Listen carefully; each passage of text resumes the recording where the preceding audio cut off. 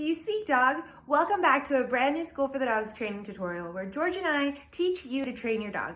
This week we're working on a skill that's so important it could save your dog's life, and that is coming when called, or a recall cue. Now, before we get into the tutorial, there are 3 tips that I want you to remember when you're training a recall. Number 1, only say your recall cue one time and give your dog some time to process. Number 2, don't use your recall word for anything your dog doesn't like or finds aversive, so like leaving a dog park or taking a bath. Number 3, always reward with high value treats. You can never reward too much for a recall. All right, let's jump into the tutorial with what you're gonna need, and that is a clicker and some high value treats. We're gonna mark the moment that our dog comes to us, and we're gonna reward with high value treats when they do. To start this exercise, we're gonna warm up with a few rounds of nose targeting. And if your dog doesn't know how to nose target, go back to our first video in this series to teach them how.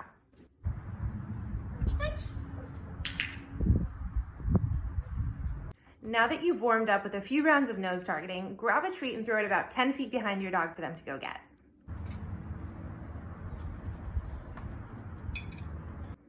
Right as they're finished eating the treat and just as they're turning around, give your recall cue, come, jog a few steps backwards and throw out your hand as a hand target. Mark as soon as they touch your hand and reward them with the treat.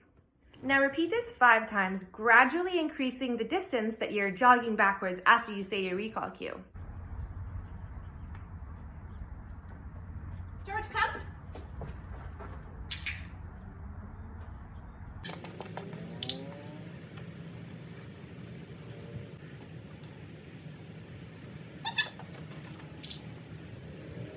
If you use your recall cue and your dog hesitates, use inviting body language to get them to come to you.